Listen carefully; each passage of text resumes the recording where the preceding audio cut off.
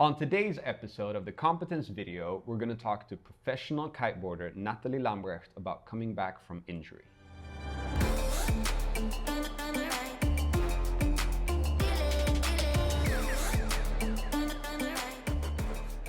So welcome to another Competence Video with us at Goat Factory. My name is Adrian Skeppy, together with me is Martin Skante, and today's special guest is Nathalie Lambrecht. Nathalie, welcome. Thank you. So we would like you to introduce yourself. Not all of our viewers know who you are, even though we've followed you for a while. So my name, like you said, is Nathalie Lambrecht. I'm a professional kite surfer. I'm 27 years old, and yeah, I've been competing on the world tour since I was 19. And you guys can do the math. There's a long time on the top level. Yeah, quite a few years. And I would say like the first few years was just testing if I like competing, seeing how the sport is, the lifestyle, and then you get your first few sponsors, and then finally, like now I've built myself up to, I can say that I'm living off this lifestyle, which is pretty cool. It's really cool, huh? So one thing I was thinking about, a lot of us don't know about kiteboarding or kite surfing. Like, it's an extreme sport, but could you tell us a bit more about the sport? So yeah, basically, if you know nothing about water sports, it's a kite, so it's a sail in the air. And it came from the sport, I would say, windsurfing, and then it developed to a way where people were like, yeah, it would be cool to even fly above ground. Yeah. So kite surfing, the windsurfing is when you're on the water and you're holding the thing, right? Yeah, it's like a triangle-shaped exactly. sail. And then they developed that more and more. And the first kite was just basically two lines, a sail, a board, and it was not even attachable to you. But now there are safety systems, you have a whole harness. And I would even say the beginning of kite surfing is kind of safe. Yeah. I wouldn't call it an extreme sport even, because nowadays I would say even a 70-year-old guy can go and learn. Okay. And I've heard stories. There are people who are that age. It's never too late to start. Yeah. It's never too late to start. What makes it extreme then? When you go up to a level, and even I would say we go out and I do a discipline called big air. Yeah. And you chase storms, and you go out in extreme conditions, and you do stuff like at, well, me maybe 15 meters high. 15 meters in the air. 15 meters in the air. Okay, yeah. That's extreme. Yeah. Yeah. And then you do tricks. Yeah. So I kind of call it like gymnastics in the air. And then you're powered by the elements of wind, and then you use water. And then, you have this beautiful sea that's in front of you. And the wind can be pretty unexpected, right? Yeah, so that's the thing with when you're playing with nature, you don't know what's going to happen. All of a sudden a gust of 40 knots can come, which is about, I would say half of it is like 20 before. Then you just need to be ready for it and need to learn how to read the wind, read the water. It's not easy, nor for a beginner, but even for someone that has done it for a while. I mean, it seems very unexpected, this with the wind. And we know that there's a couple of injuries that are quite common because, like you said, you're a couple of meters in the air, you have to land down, and even though water feels safe to land in, it's very hard after a certain amount of height, of course. And I know that we've helped with ankles and shoulders and knees and hips and so on. So that kind of leads us back to your knee injury. That's kind of when we started to work together as well and getting that recovery session started. So how would you say that that whole situation affected, and well, could you have trained it differently or something? Yeah, so basically that specific injury, I'd been training in then Gran Canaria for my upcoming comp. It was the first time I'd ever had a chance to fight for a world title. So I was going at it I went a month before, I was training every day on the water. Yeah. And I think I came to a point where I was probably overtraining. And then I would say at that point when I got injured, my body was probably already quite tired. Yeah. And then I had a split second of not being focused. And then that split second was all I needed to, But were you up in the air?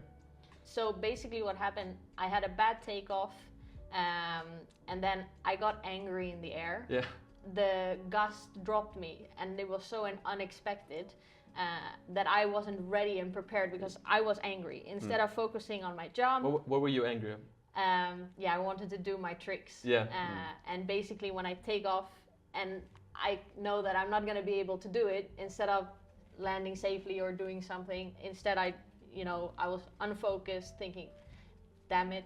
And then I landed with 1 foot out of the board and the other feet in the board. Yeah. And while I landed, a wave came and grabbed my left knee and twisted it while the wave was dragging me, and like I was also getting dragged, and I could just feel like this is not gonna be good. And then I stretched my MCL. Yeah. And like, how is that in the water? Like, it must be pretty, like, you're in the water, you feel your knees, like, how does that feel? Well, at that moment, all I was thinking about, I wasn't crying because of the pain. Yeah. I didn't care about the pain. I was sad because this was my chance, and like I felt like part of it, my hopes were ruined. And it was 10 days before my World Cup event. Yeah, so you were competing for that. Yeah, and like honestly, I didn't even care that I couldn't walk yet. Like I was just so sad about like the situation that I wasn't allowed to compete. A lot of things change when that happens. You have plans, you have goals, you have missions, you have everything, and then all of a sudden, okay, injury, new plan. When did you start to refocus? Like you said, you're 10 days away from a competition. Yeah. Last day before you booked the flight, and then you're here. Did you let it go, or were you still like angry, or like what was your process through it? I think I was really sad because I felt like it was the first time I was so close to, like I said, like the world title, and to fight for it. You know, like it's not guaranteed just because you have a chance to fight for it, you're gonna get a world title. But like that feeling I'd never had before, and I really enjoyed that process. And deeply in me, I was like, yeah, it's really like I've been here, I've done the work, you know, like, and then that happens, and then it feels like I have to flip everything, and you kind of like have to accept, okay, this was not mine. It went to my best friend. Honestly, like I was so happy for her. Like there was nothing like that. It was like, okay, it was meant to be hers almost, is how it felt like. And then I just put my focus onto the next. Because the next one was King of the Air. It was the first time ever women could compete there. And then I think straight away, as soon as I couldn't compete in that competition, that's where all my focus went. I want to be ready for that comp. Yeah. And then that was the goal at the end of the day. You didn't let anything stop you, or is like, new goal, let's go. I mean, of course you're sad about it, but then like, it doesn't, like, I'm still gonna do the work. I'm still gonna, you know, like I can be frustrated, sad, angry, like about everything that's happened, but that doesn't mean that, you know, like the rest is still yet to come, you know, and I want to keep pursuing this sport and competing on the highest level. So yeah, I mean, we know you're very dedicated to like training. So you came here last year after the knee injury, and we basically started working more closely together that time. So there was the MCL, and we started rehabbing. How was like that process, like starting training, rehabbing? Yeah, honestly, I had done some rehab with some injuries before, and I went to see a physio maybe once a week. But I was here every day with you guys, and I think that made the comeback such a huge difference, because we could go at things that I improved at faster and step the level up faster, and I felt like that just made the recovery process also faster, because you said, okay, you can do this now let's level up. And I felt that close connection really helped with the recovery process and the rehab, and like building up also strength to come back stronger into the coming season. I mean, how many times a day were you doing exercises? You were here once a day, but yeah. I mean, it became 2-3 times a day, different exercises in the beginning, and then as soon as the knee got better, then it got like more towards strength, so then you do it like less times per day and stuff like this. But I mean, you were doing like mobility exercises 5 times a day.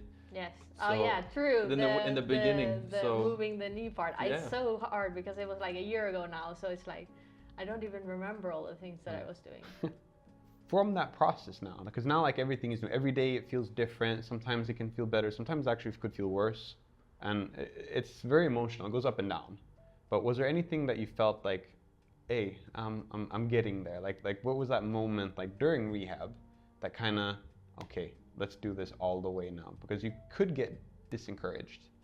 I think it was a moment where I could stretch out my whole knee. Yeah. Because that was the problem. I couldn't like get it to the full extension without like resistance and pain. And I felt like that moment kind of made everything change. And then the jumps. The jumps. Yeah. Like as soon as like we put in the rehab, like little jumps and started those steps, then I felt like, okay, you know, I jump when I kite, so this must be pretty close now. Yeah. And then that made the ball roll faster, and then every little thing like that just made the glow, you know, like one new thing that got added was the turning point, and that helped the wheel like turn faster and get better. So most of us think about rehab, that it's just like small, boring exercises, you're doing something with rubber band. Maybe that's more in the beginning. And then when you said we're coming to jumps, that's also a part of rehab. So we have to think about rehab as a process. Like you start doing, we did like jumps with the jumping rope, and then we started tougher and tougher jumps. Did you think that was a part of rehab as well?